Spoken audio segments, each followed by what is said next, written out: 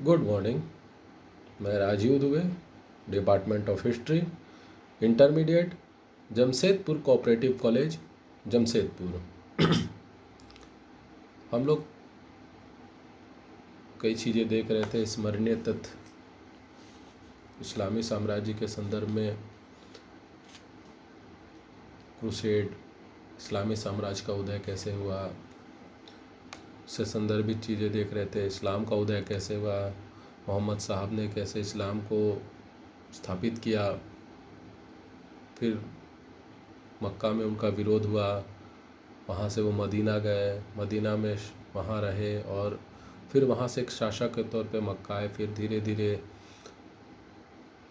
4 खलीफा हुए इस्लाम में। उसके बाद में उमैया वंश, अब्बासी वंश, तुर्क मुसलमान, धर्म युद्ध, क्रूसेड जो 8 हुए।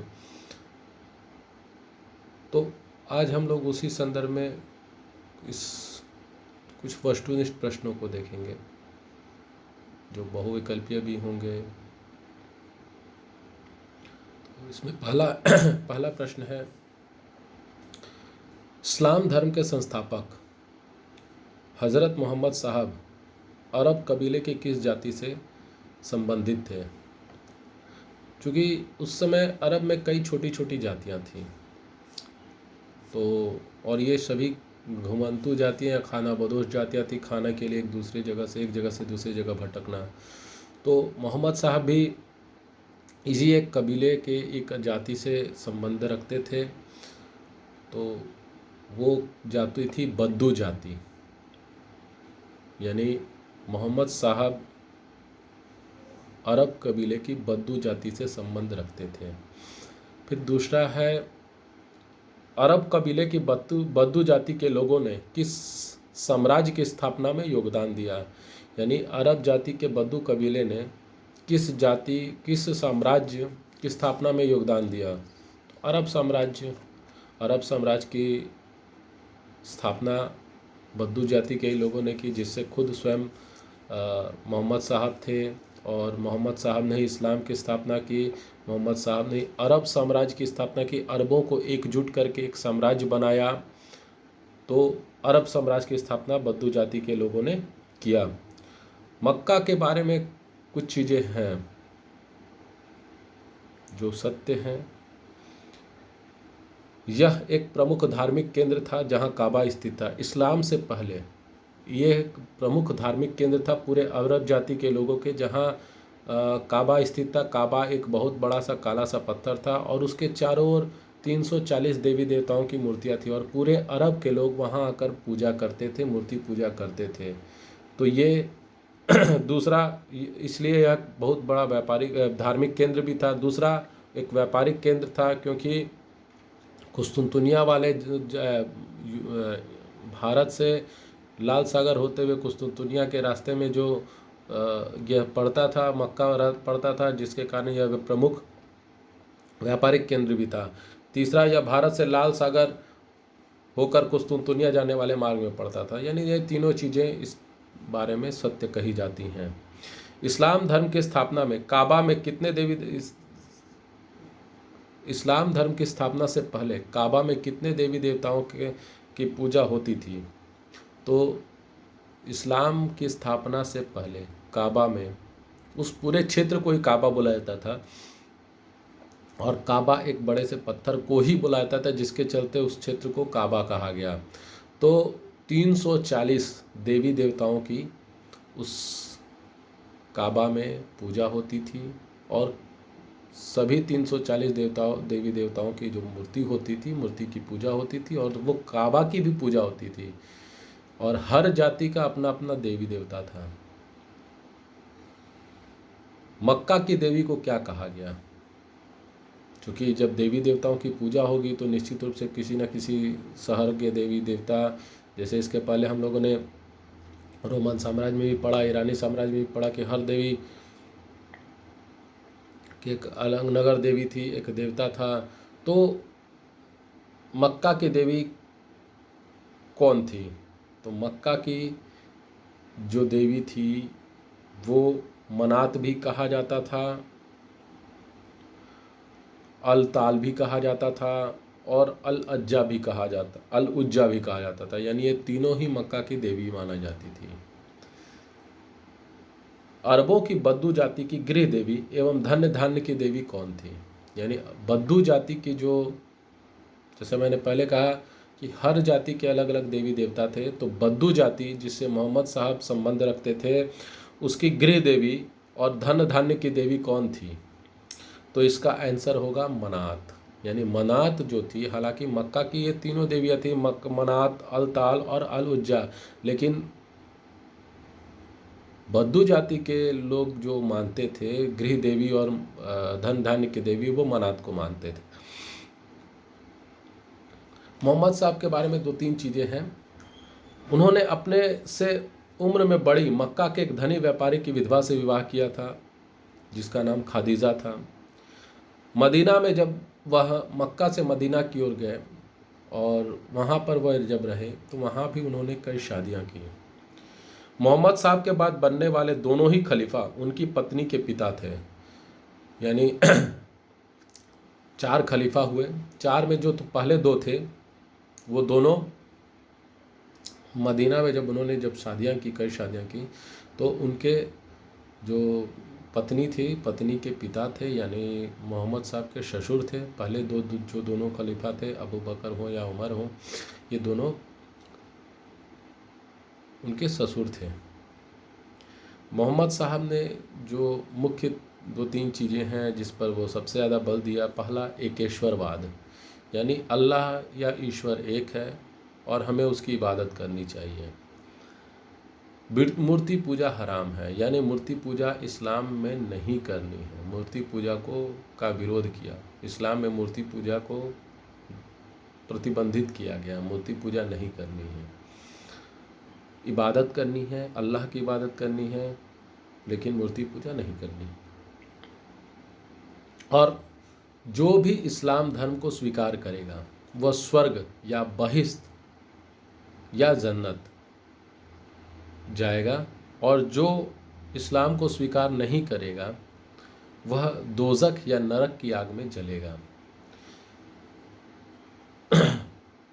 पैगंबर मोहम्मद साहब के प्रतिनिधि को क्या कहा जाता है?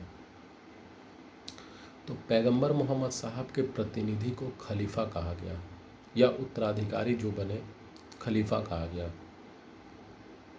क्योंकि इस्लाम स्थापित हो चुका था और अब इस्लाम को एक नेतृत्व की ज़रूरत थी। तो मोहम्मद साहब जब तक थे तब तक तो उन्होंने नेतृत्व दिया, इस्लाम को सही दिशा में, उनके उपदेशों के अनुसार सही दिशा में ले जाया गया। लेकिन उसके बाद एक नेतृत्वकर्ता की ज़रूरत थी, तो खलीफा के रूप में एक नेतृत्वकर्ता मिला जो मोहम्मद साहब के उत्तराधिकारी माने जाते थे, और उन लोगों ने इस्लाम को एक सही दिशा प्रदान की। पैगंबर मोहम्मद साहब की माता का नाम क्या था? पैगंबर मोहम्मद साहब की माता का नाम अमीना था। इस्लाम धर्म के संस्थापक कौन थे? इस्लाम धर्म के संस्थापक पैगंबर मोहम्मद साहब थे। मोहम्मद साहब का वास्तविक नाम क्या था? पैगंबर मोहम्मद साहब का वास्तविक नाम हसन था। पैगंबर मोहम्मद साहब मक्का से मदीना 622 ईस्वी में पहुँचे, और इस घटना को इस्लामिक कैलेंडर में हिज्र कहा जाता है। यह घटना इतिहास में हिज्र कहलाती है, और इस्लामी जो कैलेंडर है हिजरी संवत, वह इसी घटना से संबंधित है। धर्म युद्ध जो हुए 8 हुए, उनको क्रूसेड भी कहा गया। मक्का में मोहम्मद साहब का विरोध होने का प्रमुख कारण था मूर्ति पूजा का विरोध। मोहम्मद साहब ने मूर्ति पूजा का विरोध किया, और मक्का में चूँकि पूरे अरब जात में जितने भी कबीले थे या जातियाँ थीं, मक्का में सभी जातियों के देवी देवताओं की पूजा होती थी। जो 340 देवी देवता थे और काबा था, उन सभी की पूजा होती थी, और एक तरह से वह प्रमुख धार्मिक और व्यापारिक केंद्र भी था। तो अब ऐसी परिस्थिति में वहाँ के लोगों को लगा कि मूर्ति पूजा बंद हो जाएगी तो हम लोगों को भूखे रहने की नौबत आ जाएगी, क्योंकि वहाँ के लोग इसी पर आधारित थे, इसी पर डिपेंडेंट थे। तो ऐसी परिस्थिति में उन्होंने मोहम्मद साहब का विरोध किया। भारत के सिंध प्रांत पर आक्रमण करने वाला पहला अरब सेनापति जिसने 712 ईस्वी में आक्रमण किया और जीता, वह मोहम्मद बिन कासिम था। मोहम्मद बिन कासिम था। मदीनत उन नबी या नबी का शहर, यह मदीना का पुराना नाम है। जो आज हम लोग मक्का मदीना जो बोलते हैं, जो इस्लाम में सबसे पवित्र धार्मिक स्थल है, तो इसमें जो मदीना है, मदीना का पुराना नाम मदीनत उन नबी यानी नबी का शहर कहा जाता है। क्योंकि इस्लाम जब स्थापित किए तो मक्का में जब विरोध हुआ तो वो जब मदीना गए तो उस घटना को हिज्र कहा गया, और वहाँ पे उन्होंने जो वहाँ के लोगों ने उन्हें खुले दिल से स्वीकार किया, इस्लाम को स्वीकार किया, और इसलिए वहाँ पर उन्होंने 7 सालों तक एक शासक के रूप में रहे मोहम्मद साहब। लोगों ने उन्हें अपना राजा स्वीकार किया और उसके बाद में वे फिर मक्का आए। तो इस क्रम में लोगों ने उन्हें दिल से स्वीकार किया था, इसलिए उस जगह को, मदीना को, नबी का शहर कहा गया।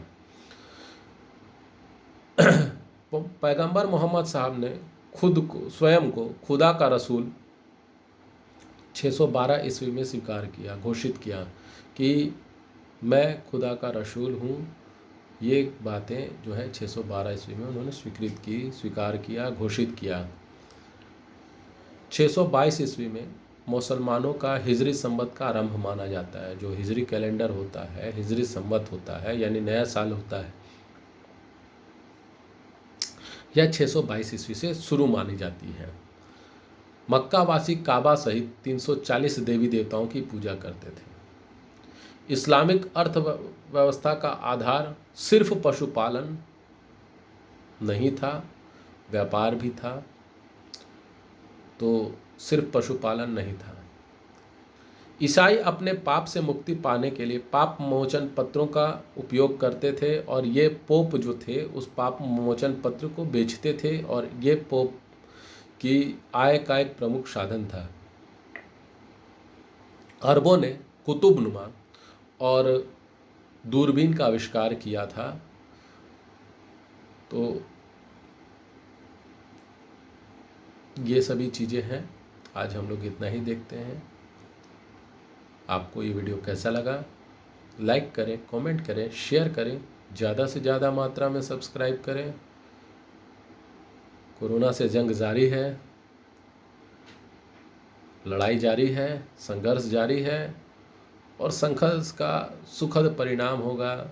इस्लाम में तो क्रूसेड का कोई सुखद परिणाम नहीं निकला, परंतु जो धर्म युद्ध हुए इस्लाम और ईसाइयों के बीच, उसमें तो सुखद परिणाम नहीं निकला। परंतु अभी जो पूरी दुनिया जो युद्ध कर रही है कोरोना के खिलाफ, निश्चित रूप से हम लोग जंग जीतेंगे। और भारत में जो स्थिति है, इस परिस्थिति को भी हम लोग बिल्कुल जीतेंगे, सुनिश्चित रूप से जीतेंगे, निश्चित रूप से जीतेंगे। पूरे देशवासी एकजुट होकर लड़ें, हम जरूर जंग जीतेंगे। सुखद खबर है, पॉजिटिविटी रेट घट रहा है, रिकवरी रेट बढ़ रहा है, डेथ रेट भी धीरे धीरे कम होने के कगार पे है। पहले 4-5% था, अब आज 1.93% पे आ गया है। यानी जितने पॉजिटिव निकल रहे हैं और जितने लोग बीमार पड़ रहे हैं, उसके मुकाबले डेथ रेट यानी मृत्यु दर जो है वो धीरे धीरे वो भी कम हो रही है। हमें बस ऐसे ही धैर्य बना कर रखना है, सरकार पर भरोसा रखना है, प्रशासन पर भरोसा रखना है, और अपने आप पर भरोसा रखना है। इम्यूनिटी इस बीमारी के लिए सबसे महत्वपूर्ण चीज़ है, और इम्यूनिटी बढ़ाने के लिए हमें बहुत ज़्यादा कोई प्रयास ज़्यादा नहीं करने हैं। कई लोग विटामिन की गोलियां, मल्टीविटामिन, बहुत सारी चीज़ें खाने लग रहे हैं। खाइए, विटामिन्स खाइए, जो भी शरीर को ज़रूरत है, बट कुछ चीज़ें ऐसी हैं जो आपको नेचुरल से मिल जाएंगी। विटामिन डी की कैप्सूल भैया खाने की क्या ज़रूरत है? आप उसके जगह 2 घंटा 1 घंटा धूप में बैठ जाओ, आपको वो विटामिन डी मिल जाएगी। विटामिन सी के लिए आप नींबू पानी पियो, संतरे का जूस पियो या संतरे खा लो, आपको विटामिन सी भरपूर मिलेगी। आंवला खाओ, उसके जगह लोग विटामिन सी की कैप्सूल खा रहे हैं, टैबलेट खा रहे हैं। तो बहुत सारी चीज़ें हैं। गोल्डन मिल्क पीना है, जिसमें दूध में हल्दी डालकर उसको खौला लीजिए और उसके बाद में उसको गुड़ के साथ में लीजिए, ज़्यादा फ़ायदा करेगा। ऐसी कई सारी चीज़ें हैं। और सबसे बड़ी जो हम लोगों को करनी है, पॉजिटिव रहना है। शरीर की बात नहीं है, दिमाग की बात है। हमें सोच से पॉजिटिव रहना है, हमें खुश रहना है। अपने आप को नेगेटिव से, जो बहुत सारी खबर आ रही है, उस नेगेटिव चीज़ों से दूर रहना है। अपने आप को नॉर्मल रहना है, धैर्य रखना है और खुश रहना है। अगर हम खुश रहेंगे तो हमारी इम्यूनिटी अपने आप बढ़ेगी, बीमारी से हम आराम से लड़ पाएंगे। तो धैर्य बना के रखना है, हंसते हुए खुश रहना है। प्रयास यही करना है कि जितनी ज़्यादा से ज़्यादा हम अपने आप को नेगेटिविटी से दूर रखें, हम जल्द से जल्द ये जंग जीतेंगे। और जीतने की कगार पर हम लोग हैं। धीरे धीरे हम लोग जीत की ओर बढ़ रहे हैं और जीतेंगे, निश्चित रूप से जीतेंगे। क्योंकि ये प्रयास किसी एक व्यक्ति का नहीं, एक राज्य का नहीं है, पूरे देश भर का प्रयास है। और इस देश के लोग जब एकजुट होकर एक ही समस्या से लड़ने के लिए तैयार खड़े हैं, तो निश्चित रूप से हम ये जंग जीत रहे हैं, जीतेंगे। तो इसी उम्मीद के साथ आप लोगों से निवेदन है कि घर पे रहिए, खुश रहिए और सुरक्षित रहिए। धन्यवाद।